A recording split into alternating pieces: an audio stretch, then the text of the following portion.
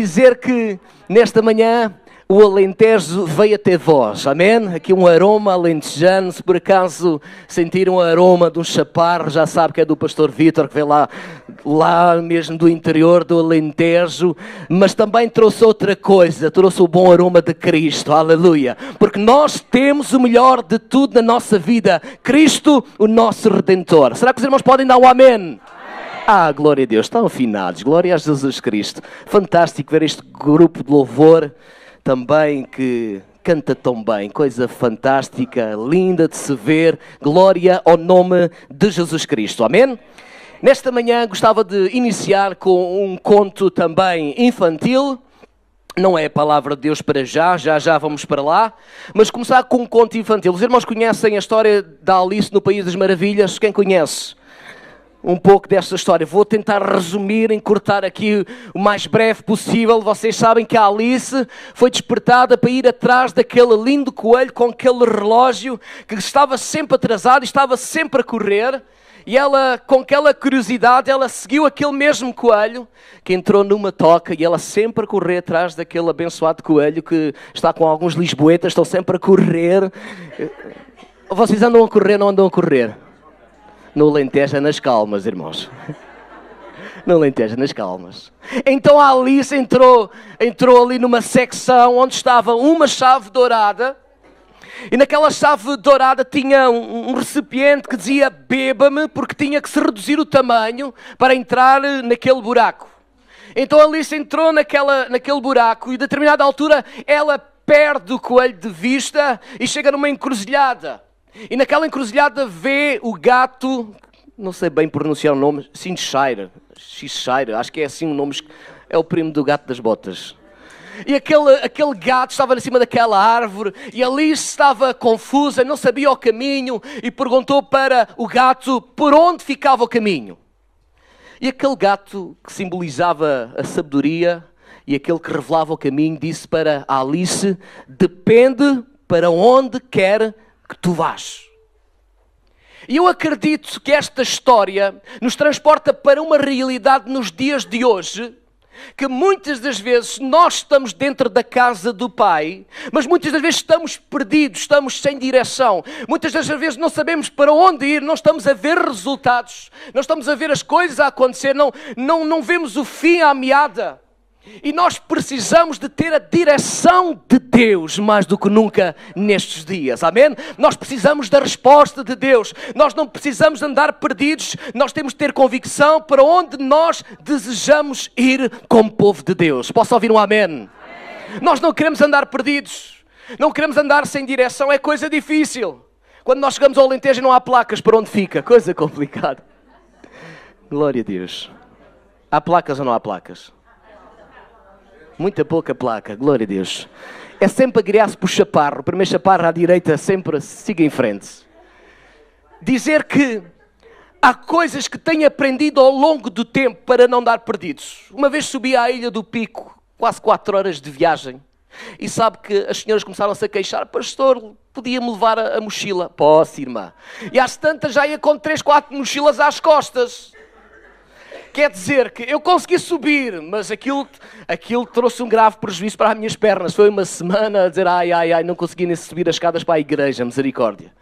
Então já percebi uma coisa, que na nossa caminhada há bagagem que nós não podemos transportar. Há coisas que nós temos que largar, que nos estão a retirar a força, que nos estão a cansar, que nos estão a esgotar.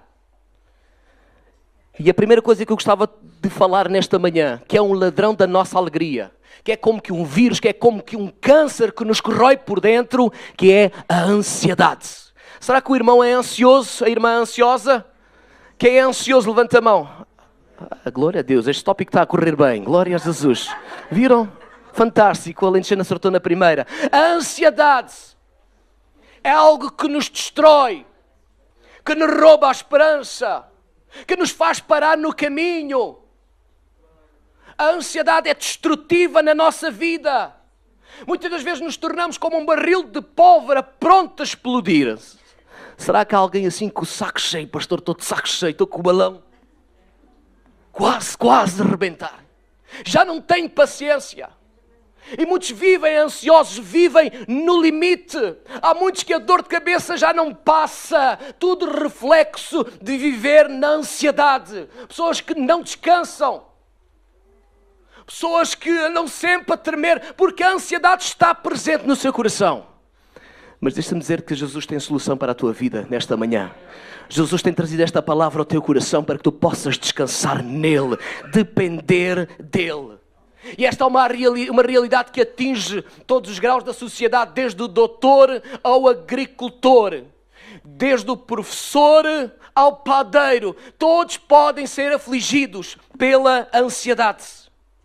E nós percebemos que muitos são quase como eu, já estão a criar os problemas.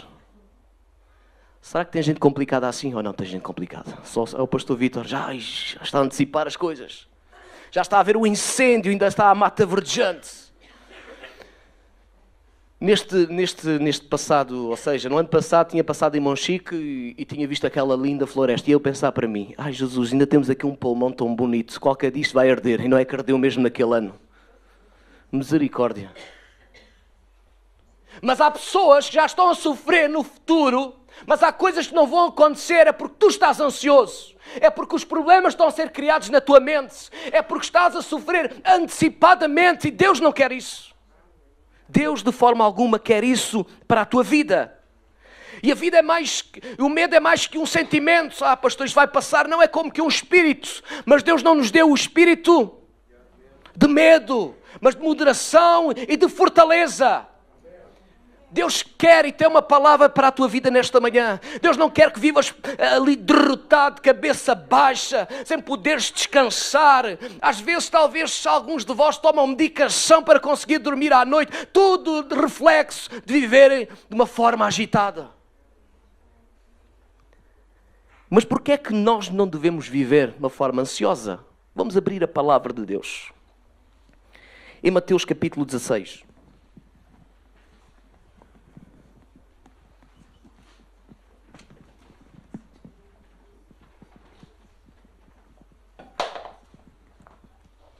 Mateus capítulo 16.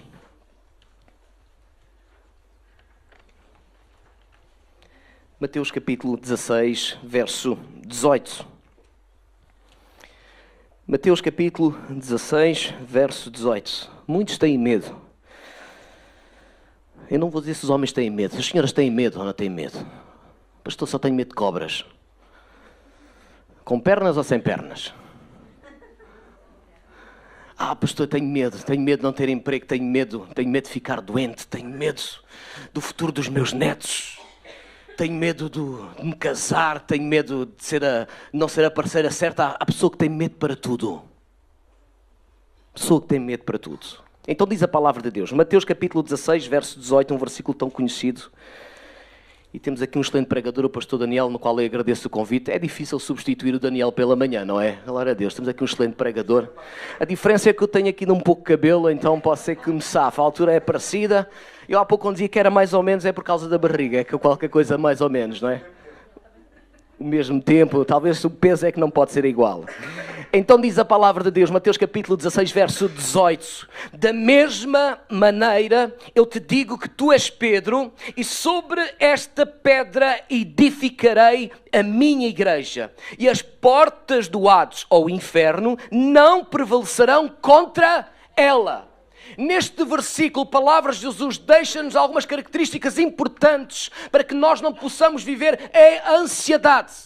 E a primeira coisa que nós, filhos de Deus, devemos entender é que Jesus Cristo disse: edificarei a minha igreja. Diga comigo, edificarei a igreja. A igreja é do nosso Senhor Jesus Cristo.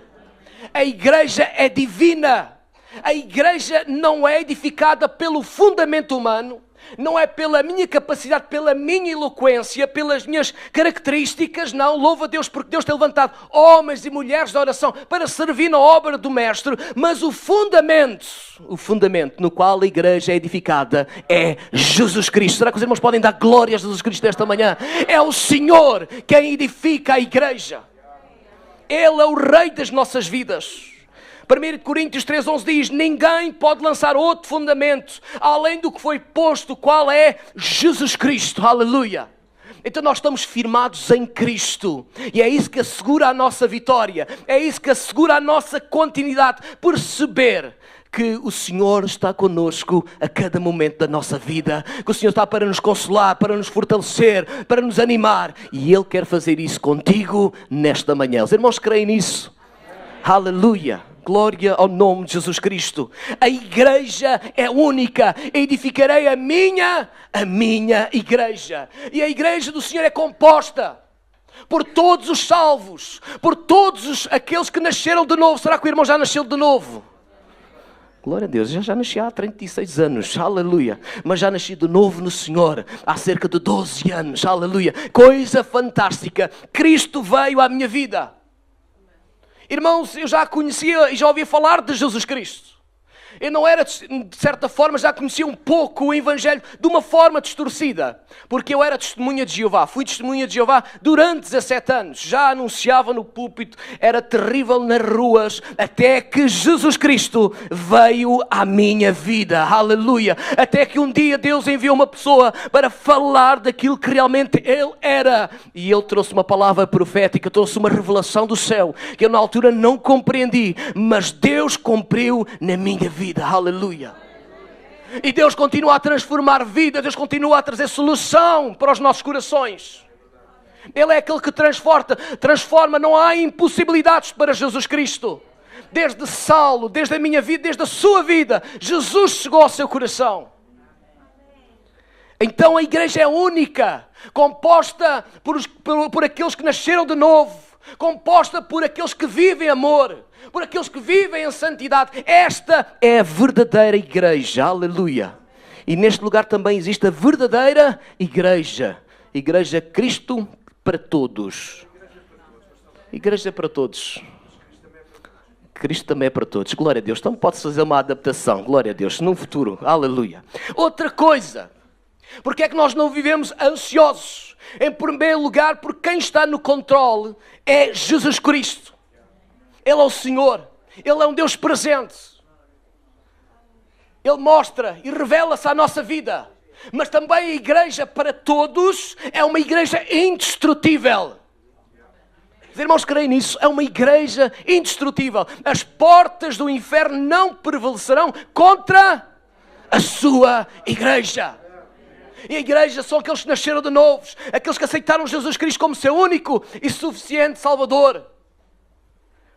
A igreja é única, é indestrutível. A igreja sempre vencerá as falsas doutrinas, os falsos pastores, os falsos crentes, esta politicagem de dentro e de fora. A igreja sempre avançará. As portas do inferno não prevalecerão contra a sua igreja. A igreja avançará. Mesmo quando Satanás se levanta e os seus demónios, eles não descansam, eles não dormem. Eles continuam lançando as suas flechas sobre a nossa mente, tentando nos desviar do caminho. Mas eles não irão prevalecer contra a igreja do Senhor. As portas do inferno não prevalecerão contra a sua igreja. Isto quer dizer o quê? Esta metáfora é usada para falar de dois reinos. Do reino de Satanás. Qual é a porta que está a ser penetrada? Qual é a porta que está a ser atingida? É o reino de Satanás, as portas do inferno. A igreja tem que avançar. A igreja não se pode esconder. A igreja recebe, mas tem que sair fora. Aleluia. Irmãos, ali no Alentejo, eu não conheço a vossa realidade, mas falo da minha realidade. Eu tenho o meu braço direito. E nós saíamos aos grupos ali pelas aldeias. Irmãos, e aquilo, de certa forma, as pessoas ficavam assim com receio, com medo. Escondiam-se porque era um grande número de pessoas a chegar de repente nas aldeolas. Então nós decidimos, temos um grupo de trabalho fantástico. O irmão que já conhece a realidade diz: pastor, vamos 2 a 2, para que as pessoas não se assustem. Irmãos, 2 a 2 já estamos a fazer 3 a 4 cultos em cada sábado, todos os meses, num sábado, temos uma tarde toda a fazer 3, 4 cultos, porque existe tanta gente receptiva nas aldeias ouvindo o Evangelho. Juntamos grupos de 4, 5 pessoas. 4, 5 pessoas, glória a Jesus Cristo. É o maná do céu, aleluia. Glória a Deus. Aleluia. Está muito escuro, viemos para a luz, aleluia. E ali nas aldeias, as pessoas estão sedentas, receptivas. A igreja deve avançar, a igreja deve romper todas as muralhas de Satanás, aleluia. Tudo aquilo que o inimigo tem aprontado, a igreja precisa sair fora e precisa de ganhar, romper, avançar, crescer, desenvolver. Os irmãos concordam com isso? Aleluia, a igreja não pode parar. E louvo a Deus que vocês têm aqui uma grande dinâmica, têm uma obra social. E certamente Deus também é convosco na edificação da igreja neste lugar. Em todos os tempos, a igreja sempre avançará. Mas a minha tradução também diz as portas do Hades. Também havia outro ensinamento que Jesus estava a dizer, porque estava a quase um momento em que ele iria partir. Mas também queria dizer para os seus discípulos, nem o reino da morte podia conter Jesus Cristo. Jesus iria ser vencedor sobre a morte. Ele foi ao abismo e trouxe cativo o cativeiro e levou. Ou seja, até aos dias de Jesus viviam no seio de Abraão, mas quando Jesus foi trazer para si, levou cativo o cativeiro, ou seja, transportou-os para o paraíso mais perto do Senhor. Nem a morte pôde conter Jesus Cristo. Em Romanos fala isso mesmo. Ele é vencedor sobre a morte. Por isso, nem a morte física pode parar o avanço da igreja. Porque Ele venceu. A Bíblia diz que Ele ressuscitou ao terceiro dia. Os irmãos podem dar glória a Jesus Cristo. Ele ressuscitou. Ele está neste lugar em espírito e em verdade. Nem a morte física pode quebrar a igreja para todos. Aleluia. Porque Deus, em todos os tempos, Deus levantará uma nova geração apaixonada por anunciar Cristo, tendo um relacionamento íntimo com Deus, e continuará o propósito de Deus neste lugar, na pontinha. Deus continuará a fazer, Deus levantará homens, encherá os seus corações, despertará as suas vidas e a igreja continuará a ser edificada. Aleluia.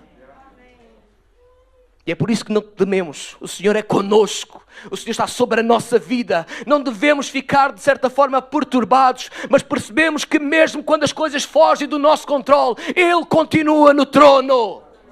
Ele é o Senhor da tua vida. Ele edificará a sua igreja. Nem as portas do inferno, nem Satanás, nem a morte pode impedir o avançar da igreja neste lugar. Os irmãos podem dar amém. Está tudo acordado. Aleluia. Senão o alentejano pode dizer, pastor, prega muito devagar, deixa dormir os crentes em Lisboa. Quando Jesus disse que as portas do inferno ainda podem ter outro significado, que este acontecimento aconteceu em Cesareia de Filipe. Herodes o Grande tinha falecido, Filipe tinha assumido, e em honra a César colocou o nome daquela província Cesareia de Filipe. E os romanos eram um povo pagão, e havia vários deuses, Eco, Hermes, no qual as pessoas veneravam. E percebemos que aquelas pessoas estavam distantes, eram idólatras. Havia situações complexas dentro daqueles templos. Havia uma idolatria bem presente. Talvez os judeus mais piedosos se afastassem daquele lugar, porque aquele lugar era um foco de adoração a deuses falsos. Mas as portas do inferno significa que nem a idolatria, nem quando os cristãos eram lançados na arena, nada pode impedir o avançar da igreja. Nem a idolatria presente em Portugal, nem as tradições, nem o legalismo podem fazer com que a igreja pare, mas a igreja sempre continuará, porque a igreja é obra de Deus, aleluia, nasceu no coração de Deus, por isso nós continuaremos neste lugar avançando. O Senhor cuidará de ti, Ele providenciará, Ele arranjará solução para ti. Por isso no qual nós não temos que temer. Os irmãos podem dar amém, aleluia. Nem a idolatria poderá fazer com que a igreja ela possa parar. Coisa fantástica. Deus tem preparado sempre o melhor para a nossa vida. Por isso não vivas ansioso. Não vivas sempre neste suspense. Os irmãos gostam de ver filmes. Quem gosta de ver um filme de suspense? Ninguém vê televisão, só tomam conta dos animais. Também tenho um cão, mas de vez em quando gosto de ver um filme assim, de ação, suspense, uma história.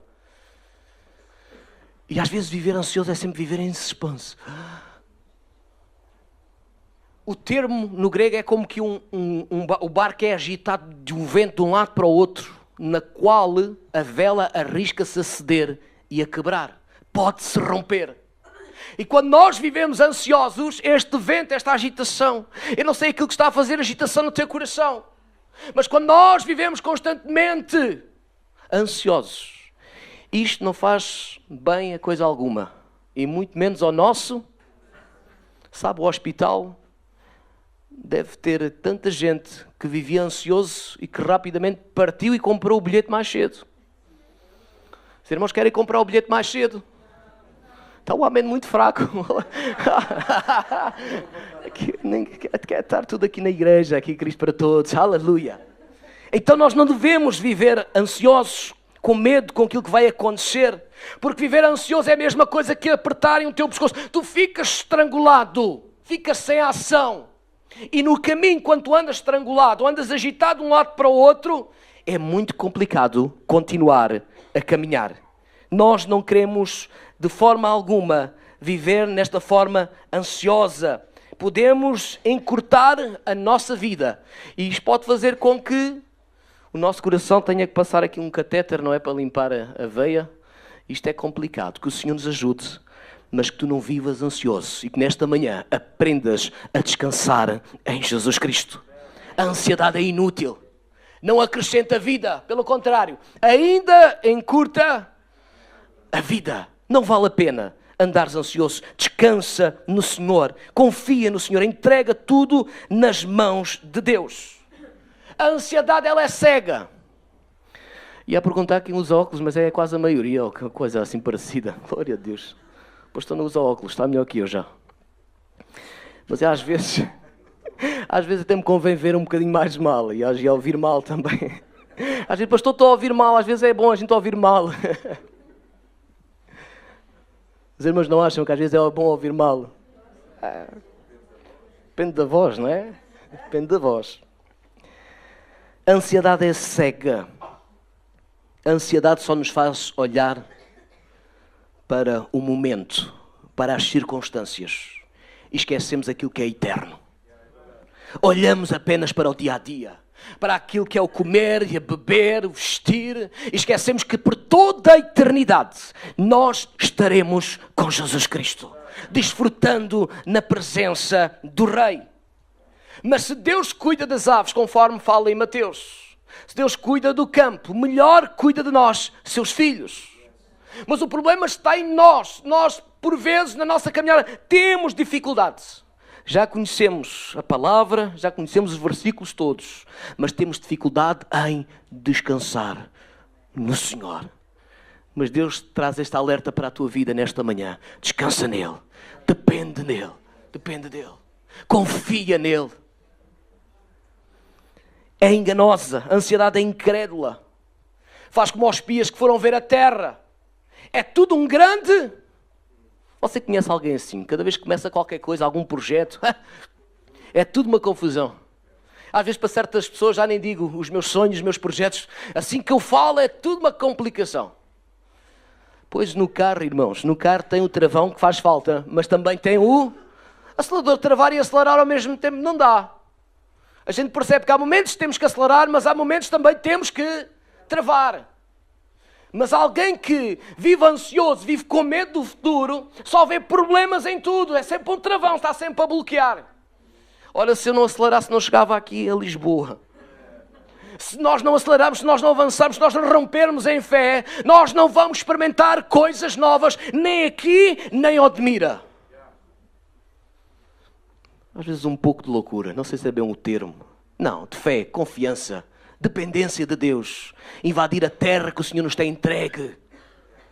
Olhar para as dificuldades. Certamente vocês têm outras dificuldades neste lugar. Mas nós temos que confiar que o mesmo Deus do passado é este Deus presente na nossa vida. Nos ajudará a vencer os obstáculos. Por isso, não sejas o impedimento. Não, usa também o acelerador. E mete a segunda. Porque há gente que é como... Não ia dizer como o alentejano. Vou dizer como o ribatejano, que eu não sou... não pode ser. Só tem uma velocidade. Não, meu caro, olha, já tem 6. Glória a Jesus Cristo. Glória a Deus, 6. Você já tem 7. Marcha atrás, não? Pois, o pastor está aqui a mudar a doutrina. Eu quero é avançar para a frente, aleluia. Nós não queremos andar de marcha atrás. Glória a Deus. A ansiedade é incrédula. Quando a incredulidade preenche o nosso coração é o oposto. Não vale a pena anunciar fé e no nosso coração ser incrédulo, ser duro, não querermos que as promessas de Deus são para a nossa vida. Nós temos que confiar no Senhor. E não vamos ler, porque Daniel no capítulo 4, eu vou resumir os primeiros capítulos, o capítulo 4, do 1 ao 4. Mas esta história foi fantástica. E é uma história bastante conhecida de Cedraque, Mesaque e Abednego. Quando foram para o cativeiro de Babilónia. Isto 605 anos antes de Cristo.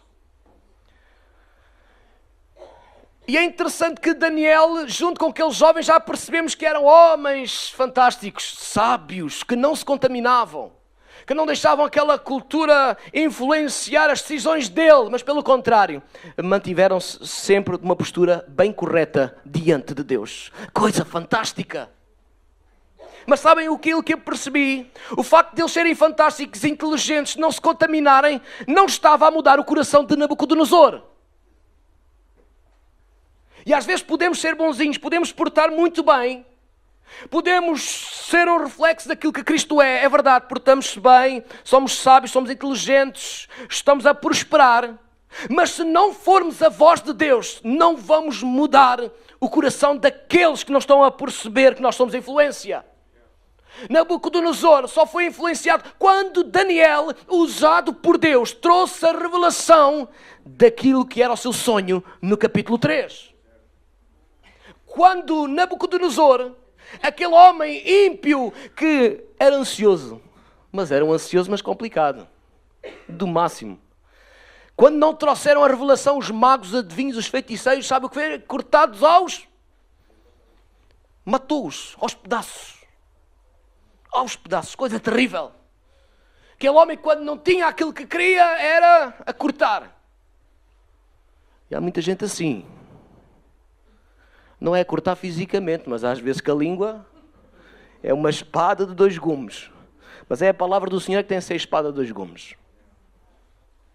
Mas porque foi usado, porque teve a revelação de Deus, da estátua e daquilo que significava a sucessão de reinos, daquilo que iria ser os acontecimentos, Nabucodonosor teve que reconhecer que o Deus de Daniel era o Deus dos deuses. Aleluia! Reconheceu que Ele é o verdadeiro Deus.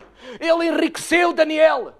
Deu-lhe posição, deu-lhe riqueza. E reconheceu que Ele é o Senhor. No 3º capítulo, ele esqueceu de quem era o Senhor. E isto já me aconteceu comigo. Já tive momentos que cheguei à presença de Deus, culto fantástico. Deus falou ao meu coração. Aleluia. O Senhor trouxe uma visão, pastor, coisa fantástica. No outro mês, já parecia que nada tinha acontecido. Chorei, mas depressa foi lágrimas de crocodilo. Depois continuava na mesma. Depois já não reconhecia o senhorio de Cristo. E foi aquilo que aconteceu com Nabucodonosor no capítulo 3. Ele reconheceu que o Deus Daniel era o Deus dos deuses, mas no capítulo 3 ele manda fazer uma estátua de si mesmo. E há muita gente cheia de si mesmo. Cheia de si mesmo, das suas ideias. Só as suas ideias é que podem ficar lá de pé. Há muita gente que está a endeusar a si mesmo. E muitas das vezes Deus tem que nos destronar. Deus tem que nos fazer sair da nossa posição de altivez, de orgulho que preenche o nosso coração. Que nós é que sabemos, nós é que somos os salvos, nós é que temos a direção, nós é que somos a última bolacha do pacote. Belo pacote. Maria.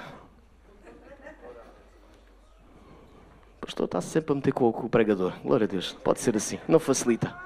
Não facilita. Irmãos, Nabucodonosor fez o inverso daquilo que ele afirmava no capítulo 2. Reconheceu o senhorio, reconheceu que aquele sonho estava a perturbar o seu coração. Percebeu a grandeza de Deus, mas logo a seguir esqueceu tudo e fez uma estátua de si mesmo. E disse que quem não adorar aquela estátua vai ser lançado na fornalha. E foi isso que aconteceu. Esqueceu Esqueceu daqueles que se portavam bem. Esqueceu daqueles que eram a luz de Cristo. E fez tal e qual os feiticeiros, mandou aquecer o forno, ainda muito mais quente, de tal forma que os homens que foram levá-los ficaram queimados. Morreram, penso que morreram mesmo. Mas, naquela fornalha, eles não estavam apenas os três, estava o quarto. A presença de Deus estava presente aqui naquela fornalha, guardando os seus filhos, guardando o seu povo. Nós não temos que temer. Nós temos o melhor, Cristo, a presença de Deus na nossa vida. E muitas das vezes Deus não permite que nós possamos ir ao forno, mas muitas das vezes Deus deixa-nos ir à última. Deixa-nos ir lá quando o mar está agitado. Deixa-nos ir dentro da fornalha, mas na fornalha o Senhor te livra. Deus envia a resposta. Deus envia a solução. Não vivas agitado. Não vivas ansioso. Deus sempre terá a resposta para a tua vida. E Nabucodonosor teve que baixar a cabeça e reconhecer que Ele é o Senhor dos exércitos. Começou a perceber isso no seu coração. Grande é o Deus Sadraque, Mesaque e Abednego. Mudaram os nomes, mudaram de terra, glória a Deus, mas não se prostraram diante daquela imagem. E nós não nos vamos prostrar nem ao Demira, nem aqui Cristo não, igreja para todos. Aleluia, somos fortes no Senhor. Somos valentes em Cristo. Nós continuaremos avante, porque Deus é conosco. Os gigantes sairão desta terra. As circunstâncias adversas serão ultrapassadas pela igreja do Senhor. E a igreja continuará florescendo, crescendo neste lugar. Posso ouvir um amém? Glória a Deus. Deus continuará, aleluia, cumprindo as suas promessas. No capítulo 4, Nabucodonosor recebe outro sonho. Mas este é um sonho completamente diferente. Este sonho já envolvia a sua pessoa. Ele era aquela árvore gigante na qual os animais descansavam à sua sombra. E agora os adivinhos não traziam novamente solução. Mas Daniel voltou novamente a ser a boca de Deus. Mas agora também profetizando para a vida de Nabucodonosor. Se ele não mudasse de postura. Irmãos, e Deus não fez logo no outro dia. Deus esperou um ano. Esperou um ano, porque Deus quer que todos nós se possamos arrepender, mudar de postura, aleluia. Deus nos dá a hipótese. Deus foi paciente. Deus se revelou, Deus contendeu. E nós temos que abrir os nossos olhos para ver como Deus está a mexer connosco, como Deus está a falar connosco. O facto de ter crentes, simpatizantes, de pessoas de outras igrejas perto de nós, não significa que isto vai me alterar. Mas quando o Senhor mexe connosco, quando a presença de Deus começa a martelar no nosso coração, quando Ele se começa a revelar e o puzzle começa a encaixar, aleluia, as coisas têm que fazer sentido na nossa mente. Nós temos que mudar de atitude, nós temos que avançar, nós temos que dar passos de fé. Deus começou a contender com o meu coração, me separando para anunciar, e era muito forte quando Deus falava comigo no meu coração. E eu não nasci numa igreja grande, bem pequenina, numa missão. Mas era ali que Deus falava comigo. E dizer também, já ganhei algumas almas para Jesus. Coisa fantástica. E isto preenche o meu coração. Isto ao final do ano é um descanso, é um bálsamo. Saber que nós estamos a lutar para que o reino de Deus, Ele cresça. E eu acredito também que isto mexe com o coração dos irmãos. Mas Deus foi paciente com Nabucodonosor. Deu-lhe um ano. E ao fim do ano ele estava lá na sua catedral dizendo: eu edifiquei, eu construí, eu assim, eu assado. Foi quando Deus tocou a sua vida, ele perdeu a insanidade, ficou doido. Ficou como que um animal, como que o boi que pastava e comia o capim. Deus teve que tocar nele para que o orgulho ficasse de lado. Deus teve que o baixar. E muitas das vezes Deus tem que fazer isso connosco. E eu temo que às vezes nós estamos muito cheios de nós mesmos.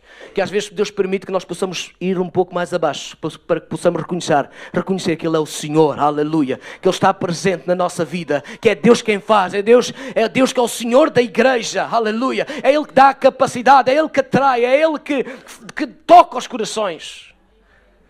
E Nabucodonosor teve esta experiência, mas foi por um tempo, foi por 7 períodos de tempo. Ou seja, depois voltou a recuperar a sua consciência, voltou de novo a construir, mas percebeu que Ele é o Senhor. O Deus de Daniel é um Deus vivo, um Deus poderoso, e reconheceu que Ele é o verdadeiro Deus. Nós temos, como igreja, que abrir os nossos olhos e perceber, porque Deus fala connosco. Deus fala consigo, Deus toca o seu coração, mas você tem que perceber a forma como Deus está a trabalhar na sua vida. Como Deus está a despertar esta juventude. Como Deus nos está a desafiar, e muitas das vezes nós estamos renitentes e dizemos, não, ainda quero mais uma confirmação. E Deus já te chamou e tu estás a pedir outra confirmação. Abre os teus olhos e desperta em nome de Jesus. Desperta em nome de Jesus. Nós temos que confiar no Senhor. Ele cuida de nós. Ele nos deu o melhor.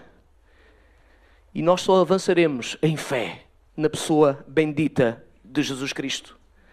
Na nossa caminhada temos que perceber os sinais. Temos que perceber os sinais.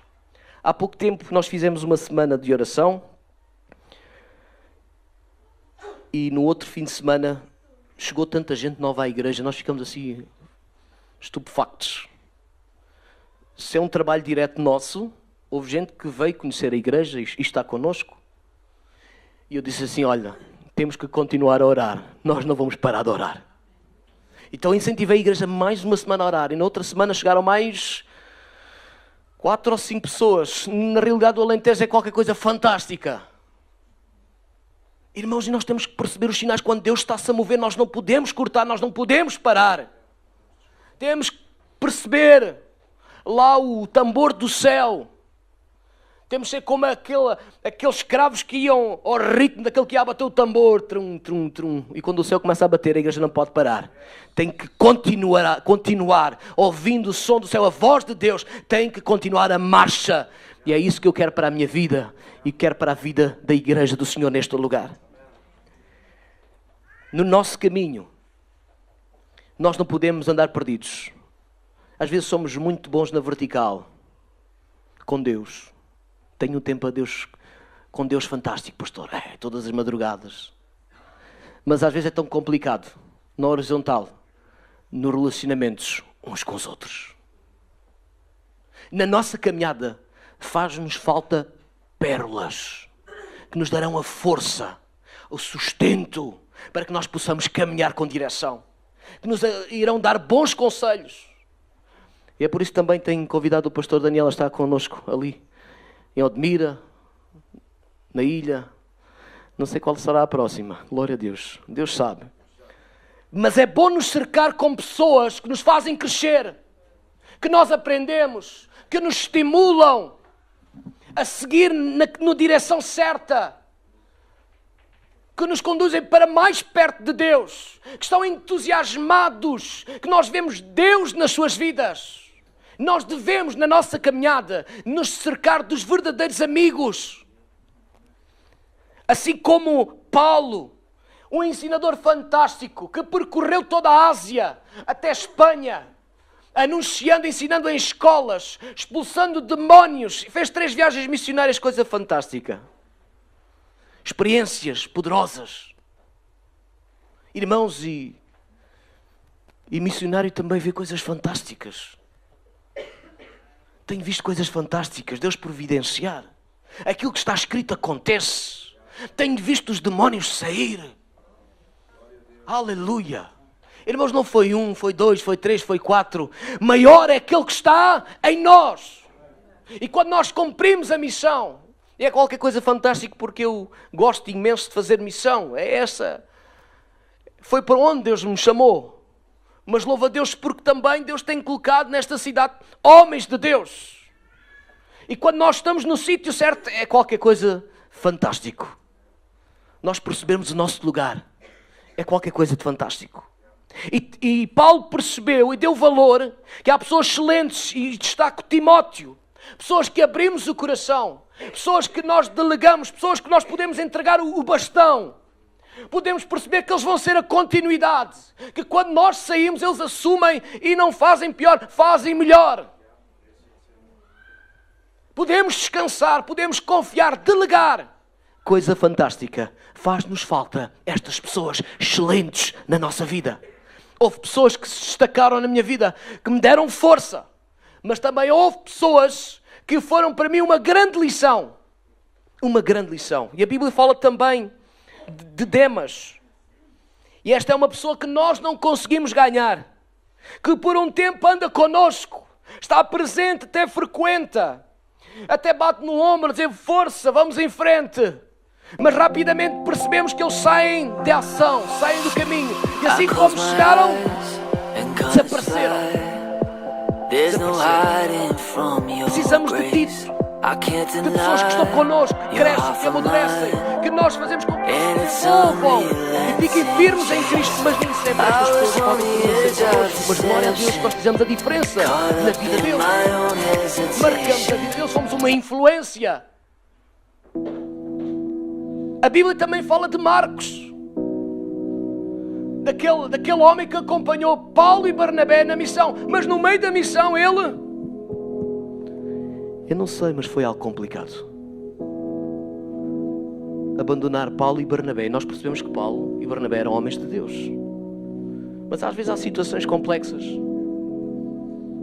Há situações que às vezes quanto mais falamos pior é.